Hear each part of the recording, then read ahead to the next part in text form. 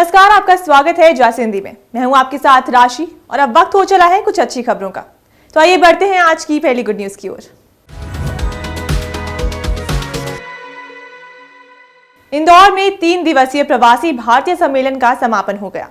आयोजन के अंतिम दिन राष्ट्रपति द्रौपदी मुर्मू ने विभिन्न क्षेत्र के उत्कृष्ट कार्य करने वाले 27 प्रवासी भारतीयों को सम्मानित किया। उन्होंने कहा कि भारत वसुधैव कुटुंबकम की भावना से काम कर रहा है। आज कई चुनौतियां हैं, लेकिन भारत विश्व के साथ मिलकर इनसे निपट रहा है।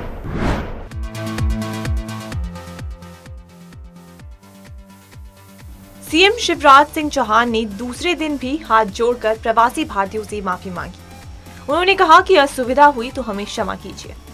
केंद्रीय मंत्री एस जयशंकर प्रसाद और ज्योतिरादित्य सिंधिया ने भी प्रवासी भारतीयों को संबोधित किया। मंच पर राष्ट्रपति द्रौपदी मुर्मू के साथ सूरीनाम और गुयाना के राष्ट्रपति, केंद्रीय विदेश मंत्री डॉक्टर एस जयशंकर, नागरिक उड्डयन मंत्री ज्योतिरादित्य सिंधिया, एमपी के राज्यपाल मंगू भाई पटेल और सीएम शिवराज सिंह चौहान मौजूद रहे। आइए सुनते हैं राष्ट्रपति द्रौपदी मुर्मू ने क्या कहा। The Indian diaspora today has become an important and unique force in the global system.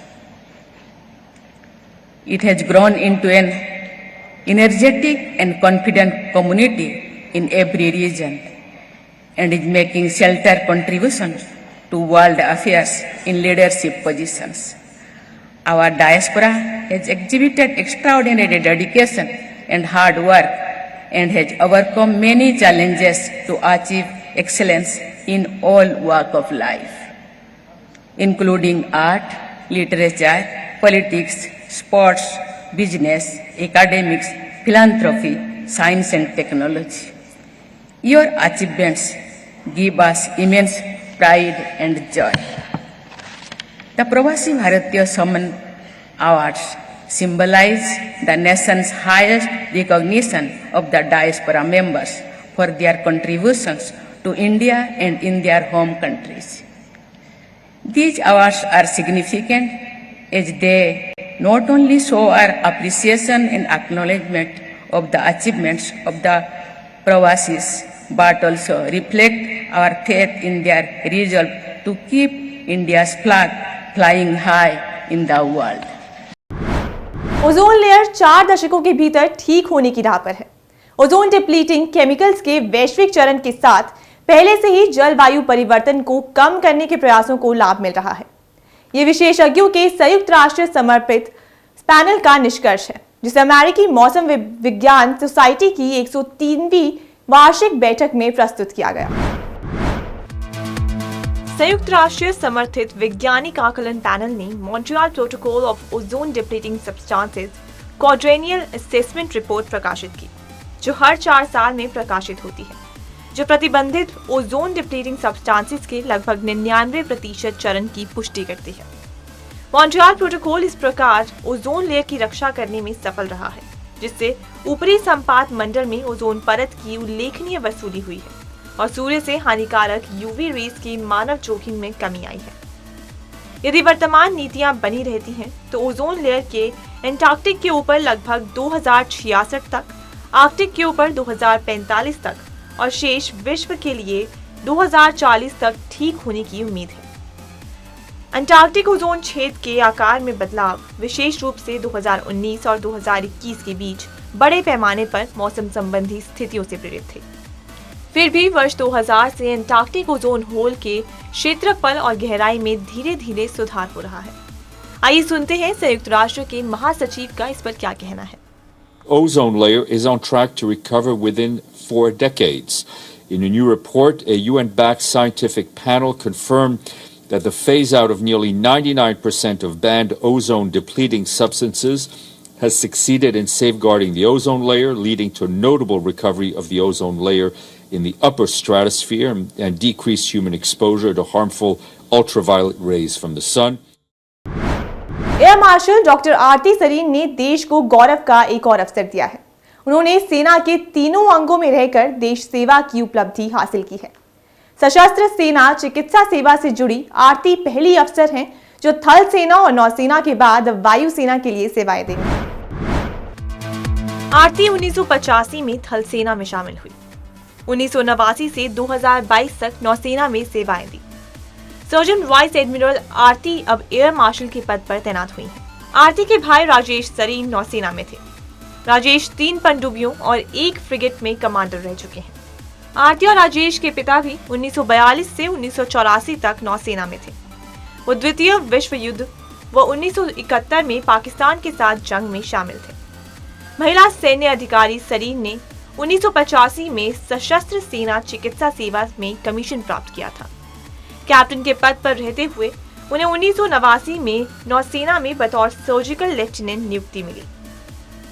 चिकित्सा सेवा के अधिकारी ही सेना के तीनों अंगों में तैनाती पा सकते हैं। पिछले साल अक्टूबर में डॉक्टर आरती ने नौसेना के पुणे स्थित आर्म्ड फोर्स मेडिकल कॉलेज की कमांडेंट के रूप में पदभार ग्रहण किया। इसी कॉलेज से उन्होंने स्नातक की पढ़ाई पूरी की थी। टिम्पनी स्कूल विशाखापट्टनम की छात्रा रही आरती ने AFMC पुणे से रेडियोलॉजी में स्नातकोत्तर किया। टाटा मेमोरियल अस्पताल मुंबई से DNB रेडिएशन ऑन्कोलॉजी में डिग्री ली। उन्होंने अमेरिका के पिट्सबर्ग विश्वविद्यालय से गामा नाइफ सर्जरी में भी प्रशिक्षण प्राप्त किया है। एयर मार्शल आरती कोरोना के खिलाफ लड़ाई के दौरान दक्षिणी नौसेना कमान कोची का नेतृत्व कर रही थी। उनके पिता Sudeep Naidu liver transplant surgeon हैं। वो नौसेना में रियर एडमिरल रह चुके हैं। जब भी बात मशीनों और इंसान की होती है तो इसमें सिर्फ एक ही चीज है जो उन्हें अलग करती है। मशीनें काम तो कर सकती हैं, लेकिन उनके पास इतना विवेक नहीं होता कि वो तर्क दे सकें। हालांकि आर्टिफिशियल इंटेलिजेंस के जरिए अब ये भी पॉसिबल हो रहा है। मशीनें तर्क और बहस भी करेंगी। जी हाँ, अब रोबोट कोर्ट के जज की तरह सामने आएगा। अब तक आपने शारीरिक श्रम वाले कामों में मशीनों को मदद करते हुए देखा होगा, या फिर प्रोग्रामिंग वाले काम रोबोट कर सकते हैं। लेकिन पहली बार बहस करने का काम भी आर्टिफिशियल इंटेलिजेंस से सुपुर्द किया जा रहा है। बताया जा रहा है कि आर्टिफिशियल इंटेलिजेंस वाला वकील फरवरी में अपना पहला केस भी लड़ने जा रहा है। हालांकि इसकी सही डेट या कोर्ट के बारे में अभी नहीं बताया गया। इस आर्टिफिशियल इंटेलिजेंस वाले रोबोट को डू नॉट पे स्टार्टअप ने बनाया है। ये फोन पर चलेगा और कोर्ट की सारी बहस को रियल टाइम में सुन सकेगा। दुनिया का पहला रोबोट वकील अगले महीने चालान से अपने क्लाइंट को बेचने के लिए केस लड़ेगा। आम वकीलों की तरह रोबोट वकील भी सुनवाई के दौरान अपने क्लाइंट को हेडफोन के जरिए ये भी बताएगा कि उसे क्या कहना है। चैटबॉट का नाम डू नॉट पे है और इसे साल 2015 में जोशुआ ब्राउडर ने बनाया था। पहले इसका काम सिर्फ कंज्यूमर को लेट फीस और फाइन के बारे में बताना था, लेकिन अब वो केस लड़ने के लिए भी ट्रेंड हो चुका है। जोशुआ ब्राउडर का कहना है कि यूरोपियन कोर्ट में मानवाधिकार के लिए लड़ने वाले कई अच्छे वकील हैं, लेकिन उनकी फीस काफी ज्यादा है। ऐसे में चैटबॉट के जरिए केस लड़ना काफी सस्ता होगा, क्योंकि ये डॉक्यूमेंटेशन के लिए ज्यादा पैसे नहीं चार्ज करेगा। इसकी फीस केस के मुताबिक 20,000 से 1 लाख रुपए तक हो सकती है। भारत और श्रीलंका के बीच 3 मैचों की वनडे सीरीज के पहले मुकाबले में भारत के दिग्गज बल्लेबाज विराट कोहली का बल्ला जमकर बोला है। उन्होंने इस मुकाबले में अपने वनडे करियर का 45वां शतक लगाया। कोहली ने अपने इस विराट पारी में 87 गेंदों पर 12 चौके और 1 छक्के की मदद से शानदार 113 रन बनाए। श्रीलंका के खिलाफ गुवाहाटी में शतक लगाकर विराट कोहली ने भारत में अपने 20वां वनडे शतक लगाया है। विराट के अलावा ये कारनामा भारत के महान बल्लेबाज सचिन तेंदुलकर कर चुके हैं। उनके नाम भी भारतीय सरजमी पर 20 शतक दर्ज हैं। हालांकि सचिन को रिटायर हुए काफी वक्त हो गया है। ऐसे में कोहली के पास इस बड़े रिकॉर्ड को तोड़ने का शानदार मौका है।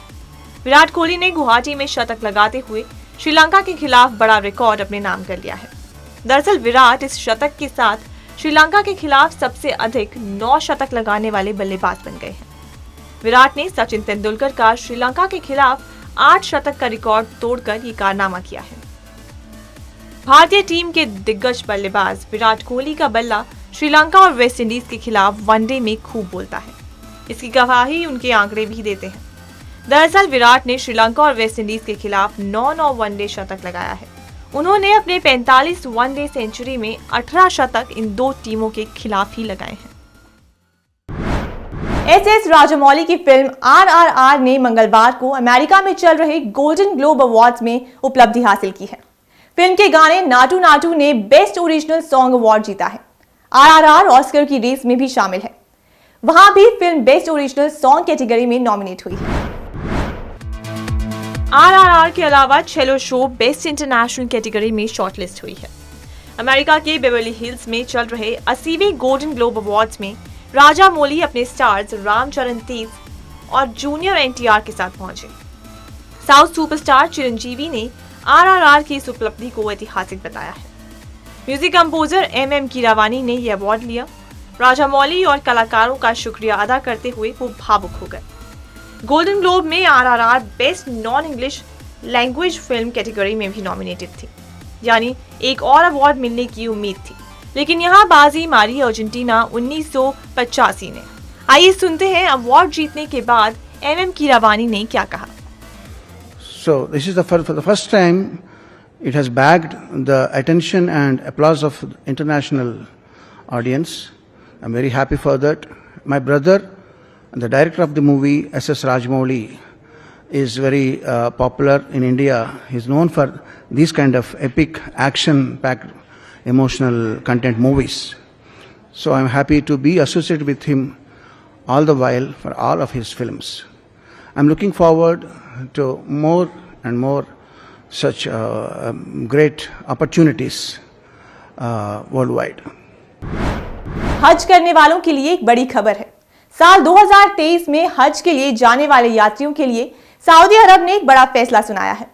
इस साल के हज के लिए तीर्थयात्रियों की संख्या सीमा को खत्म करते हुए सऊदी अरब ने घोषणा की है कि अधिक संख्या में लोग धार्मिक यात्रा कर सकेंगे।